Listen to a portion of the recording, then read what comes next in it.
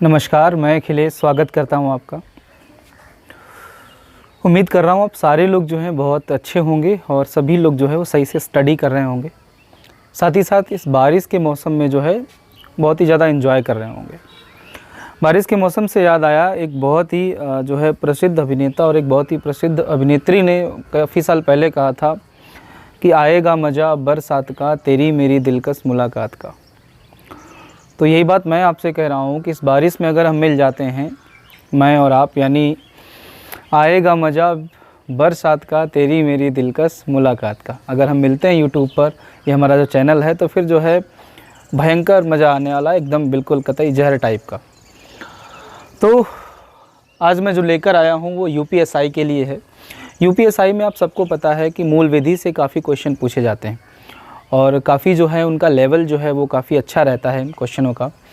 तो यूपीएसआई 2021 में अगर एग्ज़ाम होता है या फिर 2020 के लास्ट में होता है, मे बी अब 2021 में ही होगा, तो उसी को मद्देनज़र रखते हुए हम लोग जो है मूल विधि को प्रॉपर तरीके से ख़त्म करने का प्रयास करेंगे। तो आज ही हमारी पहली क्लास होगी मूल विधि की, यानी हम आज बात करने वाले हैं यूपीएसआई के लिए भारत में कानून व्यवस्था। हम बात करेंगे भारत में कानून व्यवस्था की, ये हमारा टॉपिक रहने वाला है। ठीक है, ये हमारा टॉपिक रहने वाला है। तो भारत में कानून व्यवस्था की अगर बात की जाए तो हमारा सीधे सीधे दिमाग चला जाता है कि हमारे यहाँ पर जो है एक कोड, एक या संहिता है, ठीक है, जिसको हम किस नाम से जानते हैं, जिसको हम जानते हैं इंडियन पीनल कोड 1860। ठीक है, इंडियन पीनल कोड, इसको शॉर्ट में हम लोग क्या बोलते हैं, आईपीसी। इसको शॉर्ट में हम लोग बोलते हैं आईपीसी। अब एक पॉइंट आप समझिए, हिंदी में इसको अगर हम बात करें तो हिंदी में इसको बोला जाता है भारतीय दंड संहिता, ठीक है, 1860। तो इसके बारे में हम लोग पढ़ेंगे। तो सबसे पहले हम इसके बेसिक के बारे में जानेंगे, यानी मूल चीज़ें इसमें क्या हैं, फंडामेंटल क्या है, उसके बारे में जानेंगे। फिर इसके धाराएं, इसकी धाराएं और यानी इसके जो सेक्शन है, इसके जो अध्याय हैं, उन पर जो है हमारी विस्तृत चर्चा होगी। तो इसको पढ़ने से पहले हमको कम से कम ये पता होना चाहिए कि जो इंडियन पीनल कोड है या भारतीय दंड संहिता है, इसमें है क्या, इसमें किस प्रकार की चीज़ों को रखा गया है। ठीक है, हमारे सामने सबसे बड़ा प्रश्न यही है। सबसे बड़ी समस्या हमारे सामने अभी क्या है, अगर हम देखें तो इंडियन पीनल कोड में है क्या, ये पॉइंट हमारे सामने है। वैसे मैं आपको बताऊं, वर्तमान में सबसे बड़ी समस्या क्या है, कोविड-19 यानी कोरोना वायरस। कोरोना वायरस जो है उसने पूरे विश्व की अर्थव्यवस्था की जो है कमर क्या कर दी, एकदम तोड़ दी है। खासकर जो इंडिया की इकोनॉमिक जो अर्थव्यवस्था है उसको पूरी तरीके से इसने क्या कर दिया है, डिस्ट्रॉय कर दिया है। हालांकि अगर मैं आपको बताऊं कि कोविड-19 से पहले ही हमारी जो अर्थव्यवस्था थी वो डगमगा रही थी, लेकिन कोविड-19 आया, उसके बाद इसने जिम्मेदारी अपने ऊपर ले ली और इसने कहा नहीं, ये अर्थव्यवस्था जो ख़राब हुई है इसके लिए मैं खुद रिस्पॉन्सिबल हूँ। चलिए, उस पर हम बात ना करते हुए सीधे हमारा जो मुद्दा है उस पर हम लोग आने का प्रयास करेंगे। तो ये इंडियन पीनल कोड है क्या, इसके बारे में अगर हम बात करें तो हमारे सामने एक पॉइंट आता है कि यह एक व्यापक कानून है। व्यापक कानून है यानी क्या है, ये एक बहुत बड़ा कानून है और जिसमें भारत के आपराधिक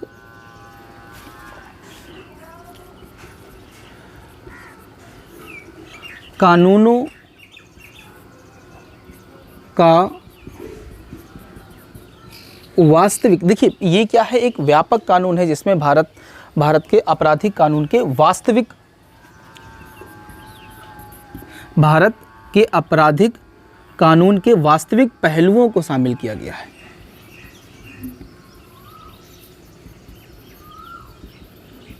शामिल किया गया है। यानी आपके पास पहला पॉइंट क्या मिला है कि ये जो आईपीसी है, इंडियन पिनल कोड है, वो क्या है, एक व्यापक कानून है जिसमें भारत के आपराधिक कानून के वास्तविक पहलुओं को इसमें क्या किया गया है, जगह दी गई है। अब एक पॉइंट अगर हम और इससे समझना चाहें, एक पॉइंट हमको और मिलेगा कि यह अपराध के, यह का मतलब क्या है, आईपीसी, यह अपराधों के बारे में बताता है। ठीक है, यह अपराधों के बारे में बताता है, ठीक, यह अपराधों के बारे में बताता है तथा उनके लिए, उनके मतलब अपराधों के लिए, उनके लिए सजा व जुर्माने का प्रावधान करता है।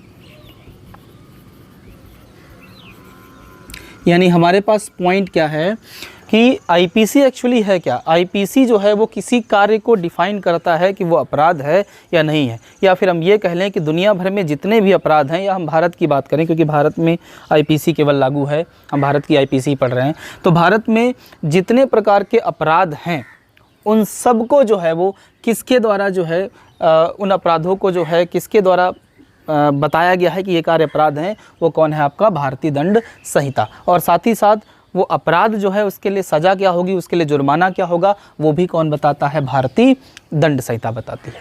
तो ये कुछ बेसिक सी बात जो है वो भारतीय दंड संहिता है क्या, वो आपको पता चला।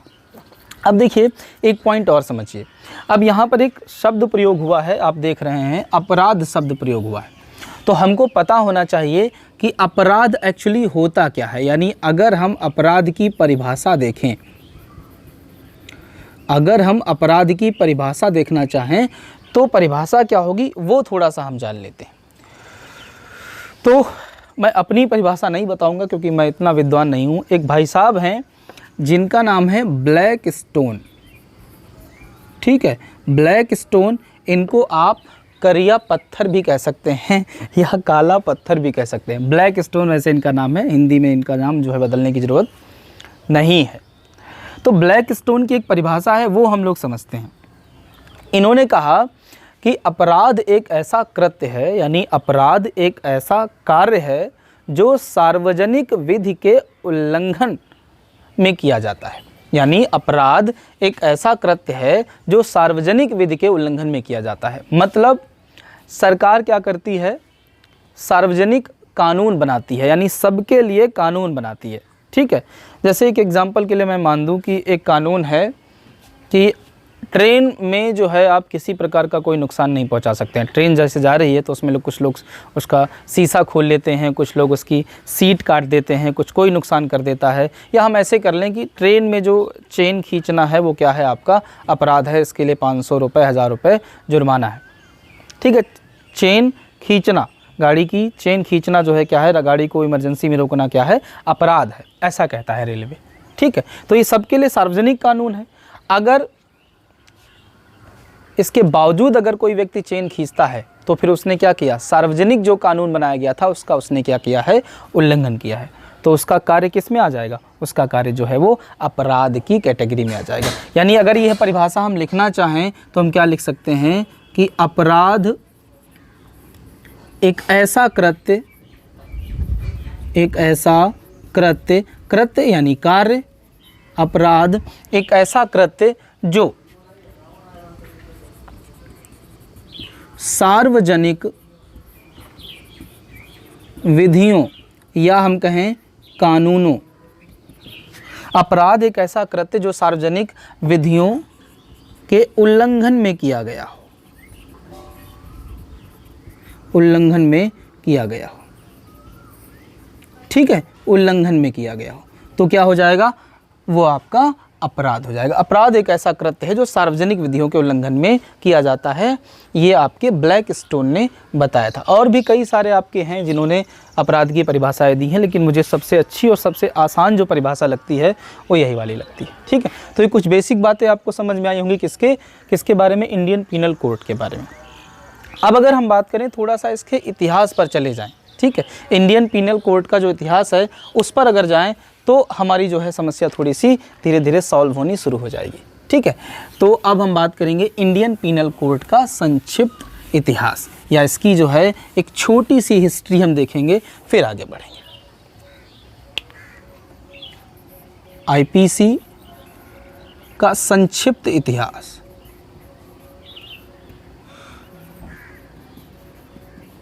आईपीसी का संक्षिप्त इतिहास।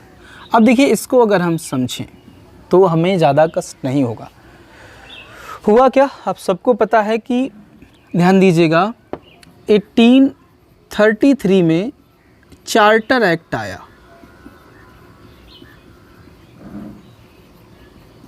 भारत आया, ठीक है। क्या हुआ, 1833 में चार्टर एक्ट आया। देखिए, मैं आपको कुछ बता देता हूं कि कई सारे चार्टर एक्ट आए थे। 1813 चार्टर एक्ट आया, एक आपका 1833 चार्टर एक्ट आया, एक 1853 चार्टर एक्ट आया। तो जो 1833 वाला चार्टर एक्ट आया था, इसके तहत क्या किया गया, इसके तहत जो है वो, इसके तहत भारत में पहला विधि आयोग का गठन हुआ। अब देखिए, 1833 में एक चार्टर एक्ट आता है। उस चार्टर एक्ट के तहत जो है भारत के पहले विधि आयोग का क्या किया गया, गठन किया गया। ये जो भारत का पहला विधि आयोग था, इसके जो अध्यक्ष थे वो कौन थे, लॉर्ड मैकाले साहब थे, ठीक है। कौन थे, लॉर्ड मैकाले। इसके अध्यक्ष कौन बने, लॉर्ड मैकाले।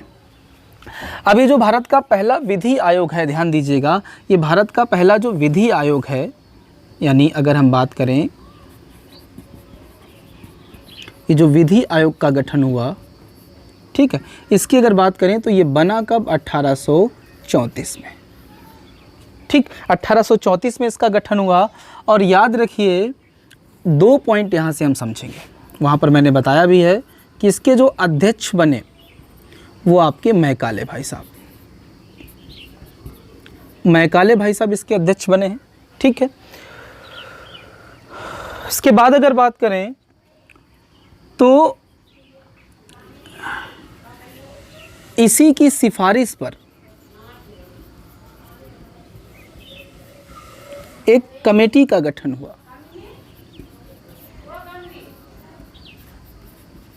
ठीक है। यानी जो विधि आयोग बना है आपका, कानून आयोग बना है, उसी की सिफारिश पर एक कमेटी का गठन हुआ, ठीक। इतनी बात समझ में आ रही, उम्मीद कर रहा हूँ आ रही होगी। अभी जो कमेटी बनी है उसको यहाँ पर हम लोग बना लेते हैं, ये कमेटी बनी, ठीक। इस कमेटी का जो अध्यक्ष बनाया गया वो फिर से मैकाले को, ठीक है। इसके अलावा 3 इसमें सदस्य और थे। एक थे जिनका नाम था मिलेंट, एक थे आपके एंडरसन, और एक थे आपके मैकलैंड। ये कमेटी बनाई गई, यानी विधि, आप समझिए फिर से, आईपीसी के संक्षिप्त इतिहास की हम बात कर रहे हैं। 1833 में चार्टर एक्ट भारत आया था। इसी चार्टर एक्ट के तहत भारत में पहला विधि आयोग जो है गठित किया गया। कब गठित हुआ, 1834 में। जो ये विधि आयोग बना, इसका अध्यक्ष किसको बनाया गया, लॉर्ड मैकाले को। फिर इसी विधि आयोग की सिफारिश पर एक कमेटी का गठन हुआ है, वो कमेटी मैंने यहाँ पर बना दी है, लिख दिया उसके बारे में। कमेटी गठित हुई है इसकी सिफारिश पर, और इस कमेटी का अध्यक्ष फिर से मैकाले को बनाया गया है। और मैकाले के साथ साथ इसमें 3 सदस्य और हैं, ठीक है। यानी टोटल 4 सदस्य थी, एक अध्यक्ष, 3 सदस्य थे, मैकलैंड, एंडरसन और आपका मिलेंट, ठीक है। अब इसी कमेटी की सिफारिश पर जो है, इसी कमेटी की सिफारिश पर, इसकी सिफारिश पर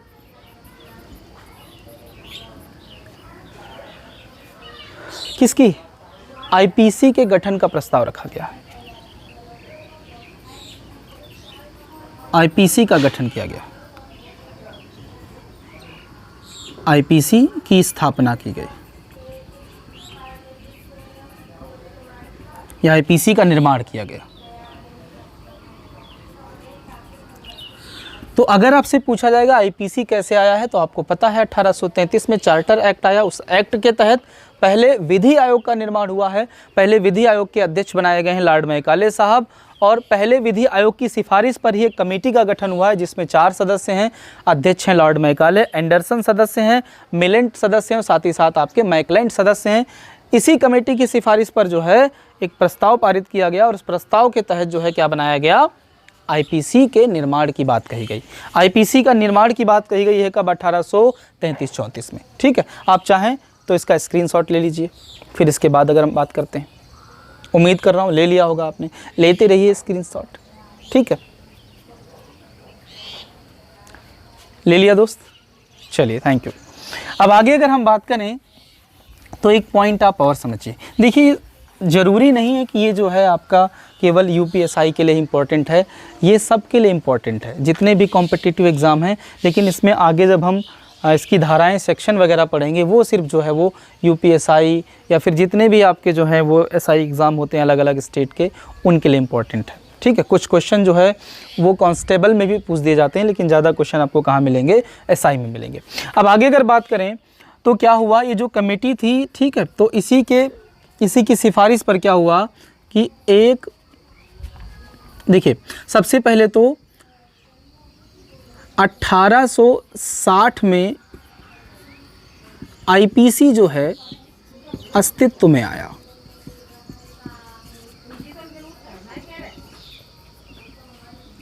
यानी 1860 में क्या हुआ है, आईपीसी अस्तित्व में आया है। ठीक है, लेकिन याद रखिए अभी इसमें जो भी चीज़ें हैं, जो भी कानून हैं, उनको अप्लाई नहीं किया गया है, उनको लागू नहीं किया गया है। लागू कब होगा, अगर अगला पॉइंट देखें तो 1 जनवरी 1862 में इसे लागू कर दिया गया। यानी याद रखिए कि 1 जनवरी 1862 से क्या हो गया था, आईपीसी आपका लागू हो गया था। इतनी बात समझ में आई है। ठीक है, अब आगे अगर हम बात करें तो एक पॉइंट आपको और समझना है कि आईपीसी जब 1 जनवरी 1862 को लागू हुआ था तो भारत के कुछ क्षेत्रों में लागू नहीं हुआ था। वो क्षेत्र कौन कौन से हैं वो मैं आपको बता देता हूँ। ठीक है, इसके बाद अगला जो पॉइंट है, 1 अक्टूबर 1863 को आईपीसी गोवा, पौंडीचेरी और आपका दमन एंड दीव, ठीक है, यहाँ पर लागू हुआ। यानी अगर आपसे ये प्रश्न पूछा जाता है कि 1 जनवरी 1862 को आईपीसी लागू हुआ था, लेकिन वो भारत के किन हिस्सों में उस दौरान या उस समय लागू नहीं हुआ था, तो अगर हम बात करेंगे इस दौरान जो है ये गोवा, पौंडीचेरी और दमन दीव में लागू नहीं हुआ था। यहाँ पर कब लागू हुआ है, यह डेट याद रखिए, 1 अक्टूबर 1863 को। ठीक, एक चीज़ मैं आपको और बता देता हूँ कि ये जो 1860 में आपका अस्तित्व में आया था आईपीसी, ये आपका 1861 में ही लागू होना था, लेकिन कुछ ऐसी परिस्थितियाँ उस समय बनी कि 1861 में लागू नहीं हो पाया, फिर इसको 1 जनवरी 1862 में लागू किया गया। और साथ ही साथ आपको ये पॉइंट भी याद रखना है कि 1 जनवरी 1862 को जब ये पूरे भारत में लागू हुआ था तो कुछ क्षेत्र ऐसे थे जहाँ पर ये अप्लाई नहीं हुआ था, गोवा, पौंडीचेरी और दमन दीव में। ठीक है, यहाँ पर कब हुआ है, 1 अक्टूबर 1863 को। इतनी बात आपको समझ में आई है, चलो बहुत अच्छे। अब इसके बाद क्या हुआ, कुछ चीज़ें आप समझिए। देखिए फिर क्या होता है कि 1947 में हम आज़ाद हुए। ठीक है, 1947 में आज़ादी के बाद स्वतंत्र भारत व पाकिस्तान ने आईपीसी को अपनाया। आईपीसी 1860 को अपनाया। यानी अगर हम बात करें तो जिस प्रकार के इंडिया में जो है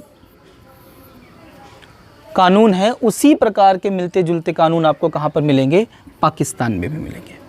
ठीक है। और हम सब जानते हैं 1947 में जब हम आज़ाद हुए थे तो जम्मू कश्मीर जो है, ठीक है, जम्मू कश्मीर का अपना ही एक अलग जो है वो नखरे थे, ठीक है। तो उसके नखरे हमने उठाए और उसके नखरों के रूप में जो है एक चीज़ हमने और उठाई थी कि वहाँ पर जो है क्या किया गया था, जम्मू कश्मीर में लागू रणबीर दंड संहिता भी आईपीसी से प्रेरित थी।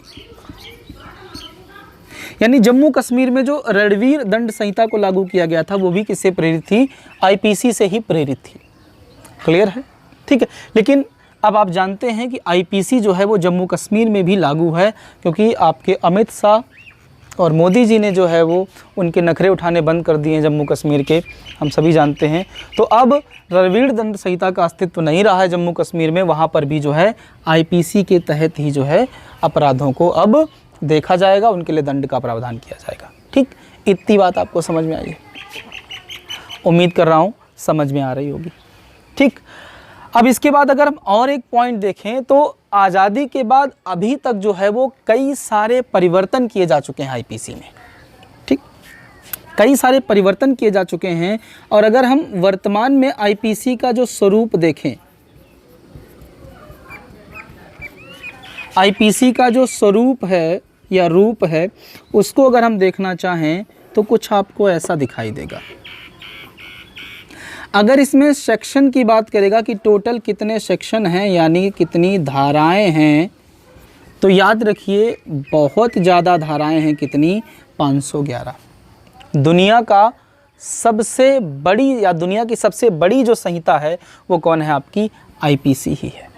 511 धाराओं के सही, और इसमें कई सारे खंड भी हैं। ठीक है, अब अगर बात करें अध्याय की कि कितने अध्याय हैं इसमें, तो अध्याय जो हैं वैसे कितने हैं आपके, मूल कितने हैं? 23 अध्याय हैं। 23 अध्याय मूल हैं। लेकिन अगर आप गणना करते हैं, गणना करने पर अगर आप अध्याय देखेंगे तो कितने हो जाएंगे? 26 अध्याय हो जाएंगे। ठीक है, 26 अध्याय होते हैं। कैसे 26 हैं देख लीजिएगा। कुछ अध्याय जोड़े गए हैं, जैसे एक आपका 5 का जोड़ा गया है, एक आपका 9 का जोड़ा गया है और एक आपका 20 का जोड़ा गया है। मे बी ये नीचे नहीं आ रहा होगा तो मैं इसको ऊपर लिखे दे रहा हूँ। गणना करने पर 26 अध्याय कैसे हो रहे हैं यहाँ पर देख लीजिएगा। कुछ अध्याय इसमें जो है बाद में जोड़े गए हैं, जैसे 9 का, 5 का पहले लिख लेते हैं, 5 का, 9 का और आपका 20 का। ये अध्याय आपको बाद में मिलेंगे, तो 23 और ये कुछ और 3 हैं, इनको मिलाकर 26 हो जाते हैं। लेकिन मूल अध्याय पूछेगा तो आप बताएंगे कितने?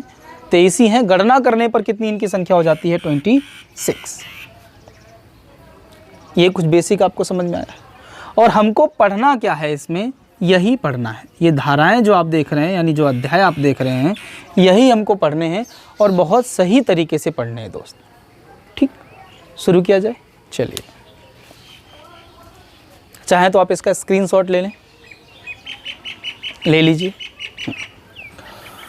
अब देखिए, ये जो आईपीसी है उसको इस तरीके से बनाया गया है कि आप कुछ ऐसा कार्य नहीं कर सकते हैं जो किसी को नुकसान पहुंचा सकता है। वो कार्य चाहे आप अपने हाथ पैरों से कर रहे हों, चाहे आप अपने ब्रेन से कर रहे हों, आपको उसके लिए दंड भुगतना ही पड़ेगा। ठीक है दोस्त, चलिए। तो आईपीसी की धाराओं को पढ़ने से पहले कुछ चीज़ें मैं आपको बताना चाहूँगा। जैसे आपके दिमाग में कुछ चीज़ें आती हैं, बीच बीच में बताता रहूँगा, यहाँ से क्वेश्चन भी बन जाते हैं। आप एक देखते हैं, एक होता है सिविल लॉ और एक होता है आपका क्रिमिनल लॉ। एक सिविल लॉ होता है और एक आपका क्रिमिनल लॉ होता है। यानी इसको हम क्या बोल सकते हैं? दीवानी, आपकी दीवानी। ठीक है, कोई ना कोई तो होंगी, अगर आपके कर्म अच्छे होंगे, नहीं भी अच्छे हैं तब भी कोई ना कोई दीवाना हो ही जाता है। इसकी बात करें तो इसको हम फौजदारी बोल सकते हैं या फिर इसको आपराधिक बोल सकते हैं।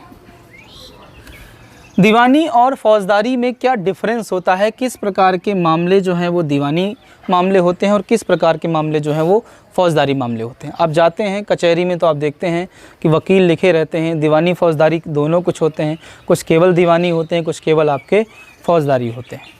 ठीक है, तो दीवानी और फौजदारी में डिफरेंस क्या है उनको हम लोग समझने का प्रयास करते हैं। जैसे मान लीजिए कि दो व्यक्ति हैं, एक का जो नाम है वो भूरा और एक का नाम है लड़ैते। ठीक है, तो दो व्यक्ति हैं, एक का नाम है भूरा और एक का नाम है लड़ैते। दोनों के बीच में जो है वो ज़मीन को लेकर क्या हो गया है, विवाद हो गया है, ज़मीन को लेकर विवाद हुआ है। ठीक है, उनके पास कुछ ज़मीन होगी, उनके पास में ज़मीन होगी, उसी को लेकर कुछ विवाद हो गया है। ये किस प्रकार का विवाद है, निजी विवाद है। तो याद रखिए दीवानी जो मामले होते हैं उसमें क्या होता है कि निजी विवाद इसमें होते हैं। ठीक, निजी विवाद यानी दो निजी व्यक्तियों के जो मामले होते हैं वो इसके अंतर्गत आते हैं। ठीक है, अगर हम फौजदारी या आपराधिक मामलों की बात करें तो याद रखिए कि सरकार के द्वारा जो सार्वजनिक विधियां बनाई गई हैं, सार्वजनिक कानून बनाए गए हैं, अगर उनका उल्लंघन किया जाता है तो वो सारे मामले किस में आते हैं, इसमें आते हैं। यानी इसमें अगर हम देखें राज्य के विरुद्ध या समाज के विरुद्ध, राज्य के विरुद्ध या समाज के विरुद्ध के जो मामले होते हैं वो किस में आते हैं, वो आपके फौजदारी या आपराधिक मामलों में या क्रिमिनल लॉ के अंतर्गत आते हैं। ये वाले निजी जो मामले होते हैं वो सिविल लॉ के अंतर्गत आते हैं। ठीक, दूसरा पॉइंट देखें, जो ये निजी मामले होते हैं इनमें जो वकील होता है वो निजी होता है। यानी आपको याद रखना है, मैंने नाम लिया था, एक आपके थे भूरा, भूरा वर्सेज लड़ैते, इनके बीच में मामला था। तो एक भूरा को भी वकील करना पड़ेगा और लड़ैते को भी वकील करना पड़ेगा। ठीक है, यानी वकील कैसा होगा, इसमें निजी होता है। और इनका इसका जो निर्णय आता है, यानी ये जो मामला जाएगा कोर्ट में, दीवानी मामला जाता है, तो इसका जो निर्णय आता है उसमें क्या होता है, या तो जो है इसमें समझौता होता है,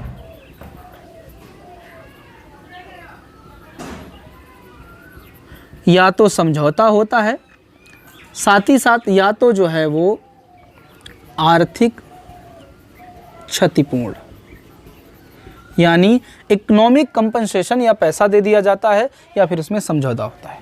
इस प्रकार के कैसे मामले अगर इसमें देखेंगे तो आपके पत्नी और आपके बीच कोई विवाद हुआ, वो विवाद इतना बढ़ गया कि पत्नी तलाक चाहती है, तो ये मामला कहाँ चला गया, कोर्ट। ठीक, तो कोर्ट में क्या होगा कि एक आपको भी वकील करना पड़ेगा, एक आपकी पत्नी को भी वकील करना पड़ेगा, कार्रवाई आगे चलेगी। मामला जब अंतिम समय में पहुंचेगा तो या तो आप दोनों के बीच में समझौता हो जाएगा, या फिर आप जो है वो आर्थिक कंपनसेशन देंगे या फिर इकोनॉमिक कंपनसेशन देंगे। ठीक है, जैसा कि दिया भी जाता है। समझौता हो गया तो फिर से आप साथ में रहने लगे हैं, समझौता नहीं हुआ है तो फिर आप जो है तलाक तो दे देंगे, लेकिन उसके बदले आपको जो है एक निश्चित अमाउंट जो है वो अपनी पत्नी को देना पड़ेगा। क्लियर है, ये मामले किस प्रकार के होते हैं। इसमें जो है निजी वकील होता है दीवानी मामलों में। जैसे अगर हम बात करें ज़मीन विवाद, जो खेती बाड़ी वाले विवाद होते हैं या जो घरेलू विवाद आपस में होते हैं, मारपीट कुछ नहीं शामिल होती, वो सब आपके किस में जाते हैं, इसी में जाते हैं। क्रिमिनल लॉ की बात करें, देखिए ये जो मैं आपको बीच बीच में बता रहा हूँ ये हर जो है वो मूल विधि की क्लास में आपका चलता रहेगा।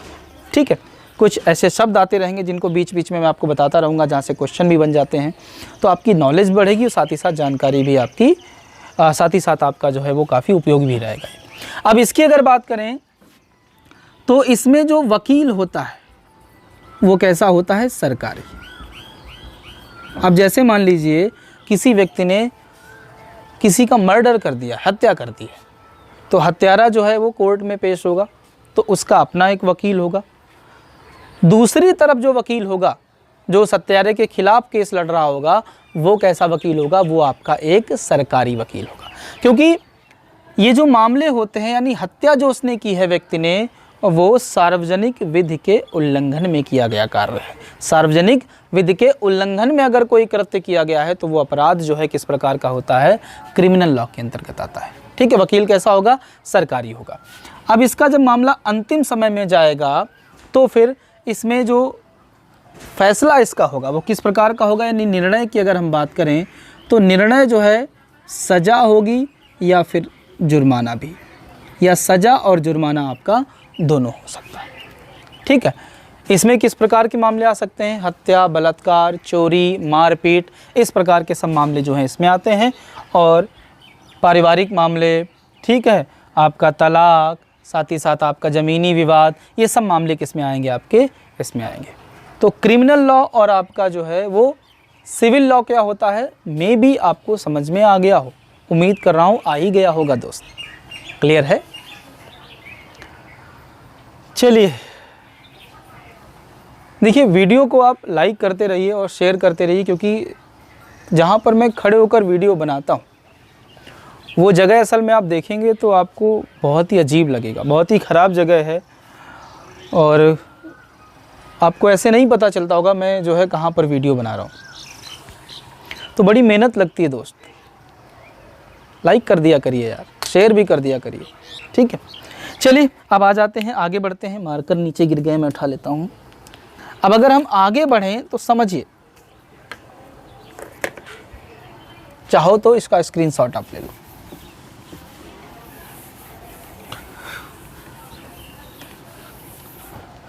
अब हमारे पास क्या है, अब हम सीधे सीधे जो 23 अध्याय हैं उनको पढ़ने का प्रयास करेंगे।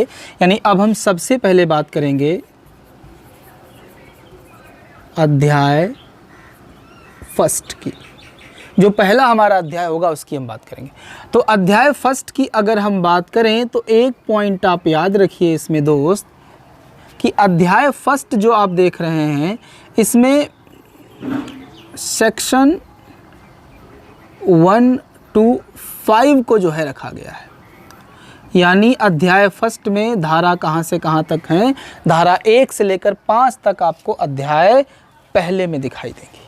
ठीक है, तो 1 से 5 तक धाराएं इसमें हैं, तो इसमें से कुछ धाराएं जो इम्पोर्टेंट हैं उनको हम पढ़ लेते हैं। तो हम आज बात करेंगे सेक्शन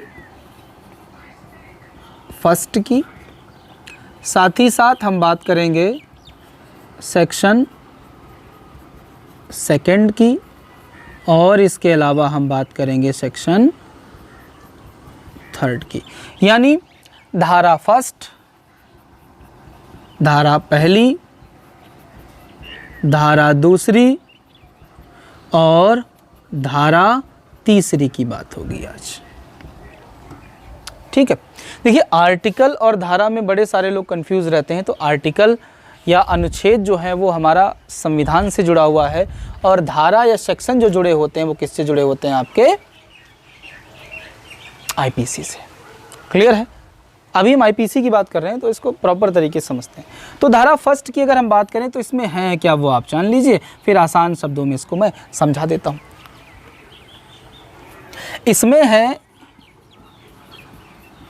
संहिता, यानी जिसको अंग्रेजी में हम क्या बोल सकते हैं, कोड का नाम व विस्तार।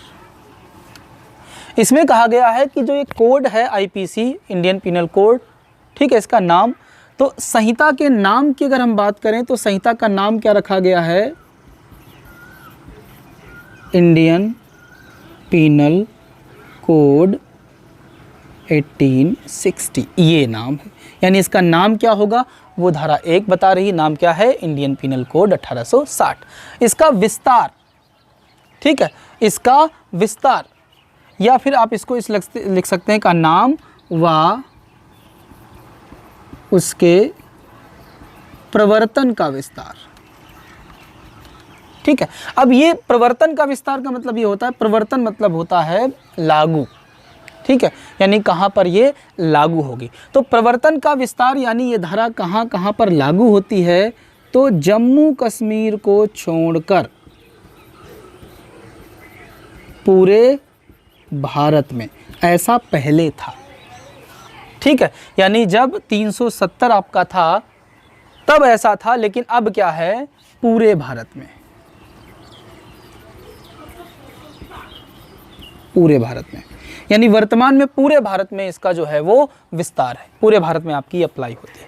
तो सेक्शन 1 क्या है वो आप समझ गए होंगे कि जो इंडियन पीनल कोड है, यानी जो हमारी संहिता है हमारे पास, उसका नाम क्या होगा, वो धारा 1 में है, सेक्शन 1 में है। साथ ही साथ उस जो है कोड का विस्तार कहाँ कहाँ पर होगा, पूरे भारत में होगा या उसके किसी भाग में ही होगा। तो शुरुआत में जब ये आपकी लागू हुई थी तब इसका विस्तार कहाँ पर था, अगर हम बात करें 1862 में, तब इसका विस्तार जो है वो ब्रिटिश भारत में था, केवल ब्रिटिश भारत में।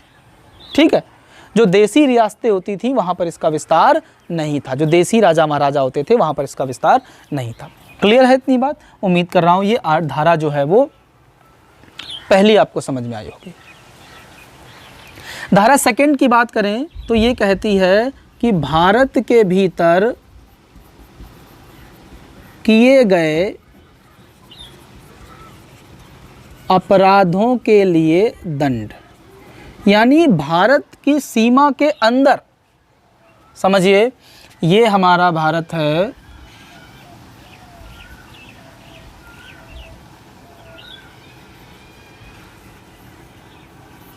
भारत की सीमा के अंदर आप जो है अगर कोई क्राइम करते हैं, कोई अपराध करते हैं, तो उसके लिए दंड के प्रावधान की व्यवस्था जो है वो की बात करता है कौन, सेक्शन 2।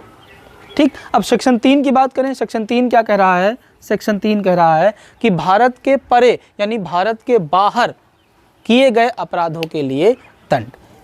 सेक्शन 3 को समझने का प्रयास कीजिएगा कि सेक्शन 3 कहता है कि भारत के परे अगर कोई व्यक्ति अपराध करता है तो आईपीसी के तहत उस अपराध को इस प्रकार से निपटाया जाएगा जैसे वो अपराध भारत की सीमा के अंदर ही हुआ है। ठीक है, तो अध्याय पहला जो है उसके ये 3 सेक्शन जो है वो इम्पॉर्टेंट हैं और उम्मीद कर रहा हूँ ये 3 सेक्शन आपको समझ में आ गए होंगे। पहला नाम की बात करता है संहिता के, साथ ही साथ उसके प्रवर्तन के विस्तार की बात करता है, प्रवर्तन मतलब कहाँ कहाँ पर वो लागू होगी। ठीक है, दूसरा भारत के अंदर जो भी आपका क्राइम हो रहा है उसके लिए दंड की बात करता है, और तीसरा भारत के परे जो भी क्राइम हो रहा है उसके लिए दंड की बात करता है। ठीक, तो ये हमारी पहली क्लास थी किसकी, ये आपकी क्लास 1 थी दोस्त, मूल विधि की। क्लास 2